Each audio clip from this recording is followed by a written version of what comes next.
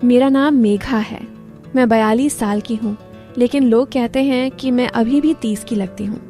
मेरी फिगर ऐसी है कि जब मैं साड़ी पहनकर बाहर निकलती हूँ तो पड़ोस के लड़के थोड़ा सा तिरछी नज़र से देखते हैं। मेरी कमर पतली है और ऊपर से सब कुछ ठीक ठाक भरा हुआ है, जो कभी कभी खुद को आईने में देखकर मुझे भी अच्छा लगता है। मेरी बेटी प्रिया की शादी हो चुकी है और उसका पति दीपक हमारा दामाद है। मैं आपको अपनी और दीपक की एक लंबी कहानी सुनाने वाली हूँ। ये कहानी थोड़ी अलग है। कभी लगेगा कि कुछ मसाला है, कभी लगेगा कि सब कुछ साफ सुथरा है। चलिए शुरू से बताती हूँ। ये बात उस वक्त की है जब प्रिया की शादी तय हुई थी। हमारा घर गांव के किनारे पर है, जहाँ खेत हैं और घर बड़ा सा है, 2 मंजिला। मैं विधवा हूँ। मेरे पति को गुजरे 10 साल हो गए। प्रिया मेरी इकलौती बेटी है और मैंने उसे बड़े लाड़ प्यार से पाला। दीपक शहर से था, अच्छी नौकरी करता था, कंप्यूटर का काम। जब वो पहली बार घर आया रिश्ता देखने तो मैंने उसे गौर से देखा। लंबा, गोरा और आंखों में एक चमक। वो मुझे देखकर मुस्कुराया और बोला, आंटी आपकी चाय बहुत टेस्टी है। मैंने हंसकर कहा, बेटा ये तो बस शुरू है, आगे देखना कितना स्वाद आएगा। वो थोड़ा सा शर्मा गया, लेकिन मैंने सोचा अच्छा लड़का है। शादी हो गई। प्रिया और दीपक शहर चले गए, लेकिन हर हफ्ते आते थे। एक दिन प्रिया ने फ़ोन किया, माँ दीपक का ट्रांसफ़र गांव के पास हो गया है, हम दोनों आपके पास रहने आ रहे हैं कुछ महीनों के लिए। मैं खुश हो गई, घर में रौनक आएगी। वो आए और दीपक ने अपना सामान ऊपर की मंजिल पर रखा। शाम को मैं रसोई में खाना बना रही थी। दीपक अंदर आया, बोला, माँ जी मदद करूं? मैंने कहा, अरे बेटा तुम आराम करो। लेकिन वो नहीं माना। वो मेरे पास खड़ा हो गया, सब्जी काटने लगा। उसकी बाजू मेरी बाजू से छू गई और मैंने महसूस किया कि उसकी गर्माहट थोड़ी अलग है। मैंने मजाक में कहा, दीपक इतने करीब मत खड़े हो, कहीं चाकू लग गया तो। वो हंसा, माँ जी आपकी चीज़ें इतनी नरम हैं, चाकू कहाँ लगेगा। मैंने सोचा ये क्या बोला, लेकिन मैंने हंस दिया, शायद अनजाने में। प्रिया बाहर थी, फ़ोन पर बात कर रही थी। हम दोनों ने मिलकर खाना बनाया और बातें की। वो बताने लगा अपनी नौकरी की, मैंने अपनी जवानी की कहानियाँ सुना दी। रात को खाने के बाद प्रिया जल्दी सो गई थकान से। दीपक और मैं छत पर बैठे तारे देखते। वो बोला, माँ जी आप अकेले कैसे रहती हैं, कोई साथी नहीं? मैंने कहा, बेटा आज ये अब आदत हो गई, लेकिन कभी कभी लगता है कोई चाहिए जो बातें करे, हाथ पकड़े। वो चुप हो गया और मेरी तरफ देखा। उसकी आंखों में कुछ था जो मुझे थोड़ा सा गुदगुदा गया, लेकिन मैंने सोचा ये तो बस दामाद है। अगले दिन सुबह दीपक ऑफिस चला गया। मैं घर का काम कर रही थी। शाम को वो लौटा और बोला, माँ जी आज मैंने आपके लिए कुछ लाया। उसने एक पैकेट दिया, एक साड़ी थी लाल रंग की, पतली। मैंने कहा, ये क्यों? वो बोला, बस आप पर अच्छी लगेगी, पहनकर दिखाओ ना। प्रिया हंस रही थी। हाँ माँ पहनो। मैं कमरे में गई, साड़ी पहनी। बाहर आई तो दीपक की आंखें चमक गईं। वाह माँ जी आप तो कमाल लग रही हो, ये साड़ी आपकी बॉडी पर फिट हो गई। मैंने शर्माकर कहा, दीपक ऐसे मत कहो, मैं बूढ़ी हूँ। वो बोला, कहाँ बूढ़ी, आप तो जवान लगती हो, प्रिया से भी ज्यादा। प्रिया ने हंसकर कहा, हाँ दीपक माँ सच में सुंदर है। लेकिन दीपक की नज़र थोड़ी अलग थी। रात को जब सोने गए प्रिया ने कहा, दीपक आज बड़ा खुश लग रहा है। मैंने कुछ नहीं कहा, लेकिन मन में सोचा कहीं ये कुछ ज़्यादा ही करीब तो नहीं हो रहा। दिन बीतते गए। दीपक अब रोज़ मेरे साथ समय बिताता, सुबह चाय बनाता मेरे लिए। एक दिन मैं बगीचे में फूल तोड़ रही थी। दीपक आया मदद करने। वो झुककर फूल उठा रहा था और मैं भी। उसकी शर्ट ऊपर हो गई, कमर दिखी। मैंने कहा, दीपक शर्ट ठीक करो। वो बोला, माँ जी आप ही तो झुक रही हो, आपकी साड़ी थोड़ी सरक गई है।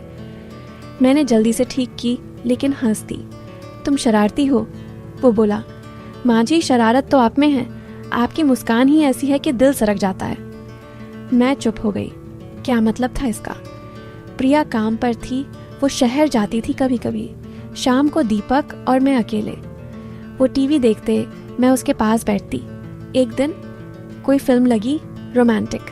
हीरो हीरोइन करीब आ रहे थे। दीपक बोला, माँ जी असल जिंदगी में ऐसा होता है क्या?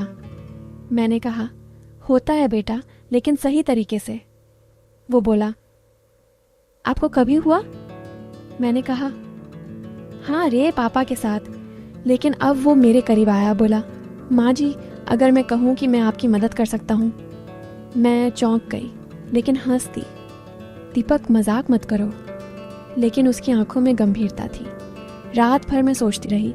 फिर 1 हफ्ता बाद दीपक ने कहा, माँ जी, मैंने एक प्लान सोचा है। हम घर में एक छोटा बिजनेस शुरू करें। आप अच्छा खाना बनाती हो, हम ऑनलाइन ऑर्डर लेंगे। मैं खुश हो गई। अच्छा आइडिया। हम दोनों मिलकर प्लान बनाने लगे। रात को टेबल पर बैठे, लैपटॉप पर दीपक मेरे करीब बैठा, स्क्रीन दिखाता। उसका हाथ मेरे कंधे पर रखा। देखो माँ जी, ये वेबसाइट।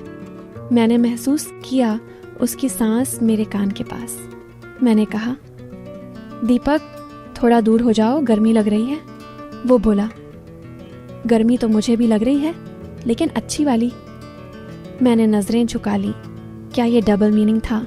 प्रिया आई, बोली, क्या चल रहा है? दीपक ने कहा, बिजनेस प्लान। लेकिन मैं सोच रही थी, कहीं ये कुछ और तो नहीं। बिजनेस शुरू हुआ। मैं रसोई में खाना बनाती, दीपक डिलीवरी करता। एक दिन ऑर्डर ज्यादा आए। मैं थक गई। दीपक बोला, माँ जी, मैं मसाज कर दूं? मैंने कहा, नहीं बेटा। लेकिन वो नहीं माना। वो मेरे पैर दबाने लगा। उसकी उंगलियां मेरी त्वचा पर, थोड़ी दबाव। मैंने कहा, दीपक, बस करो। वो बोला, माँ जी, आपकी स्किन इतनी सॉफ्ट है, दबाने में मजा आ रहा है। मैं चौंक गई। मजा? लेकिन मैंने कुछ नहीं कहा। प्रिया देख रही थी, हंस रही थी। दीपक, माँ को आराम दो। लेकिन मन में सस्पेंस था। कहीं दीपक का इरादा कुछ और तो नहीं? दिन गुजरते हमारा बिजनेस चल पड़ा। दीपक अब मेरे साथ ज्यादा समय बिताता। एक रात प्रिया की तबीयत खराब थी, वो जल्दी सो गई। दीपक और मैं किचन में सफाई कर रहे थे। वो मेरे पीछे खड़ा, बर्तन धोने में मदद। उसका शरीर मेरे से सटा। मैंने कहा, दीपक, जगह दो। वो बोला, माँ जी, जगह तो है, लेकिन करीब रहने में कुछ और ही फील है। मैं पलटी, उसकी आंखों में देखा। वो करीब आया, जैसे कुछ कहना चाहता हो। मेरा दिल धड़क रहा था, क्या अब कुछ होगा? लेकिन तभी प्रिया की आवाज आई, दीपक। वो चला गया। मैं राहत की सांस ली, लेकिन सोच रही थी, ये क्या चल रहा है? अगले दिन दीपक ने कहा, माँ जी, आज हम मार्केट नहीं जाएंगे, बल्कि घर पर ही कुछ नया ट्राई करेंगे। मैंने पूछा, क्या? वो बोला, एक नई रेसिपी, आप और मैं मिलकर। हम किचन में गए। वो सामान निकालता, मैं काटती।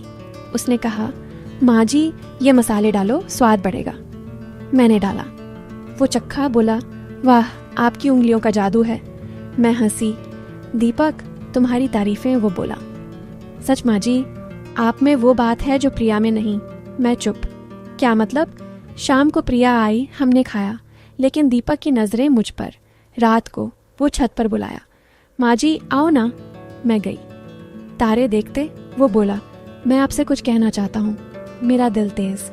क्या? वो बोला, आप बहुत स्पेशल हो। मैं आपको तभी बारिश की बूंद गिरी। नहीं, बारिश नहीं, बस हवा। वो रुक गया। कल बताऊंगा। सस्पेंस बढ़ गया। फिर बिजनेस में एक प्रॉब्लम आई। एक कस्टमर ने शिकायत की। दीपक परेशान। मैंने कहा, बेटा, मैं हूं ना। हम मिलकर सॉल्व किया। उस रात वो मेरे कमरे के बाहर खड़ा, माँ जी, नींद नहीं आ रही, बात करूं? मैंने दरवाजा खोला। वो अंदर आया। बैठे, बातें की। वो बोला, आपके बिना मैं क्या करूंगा?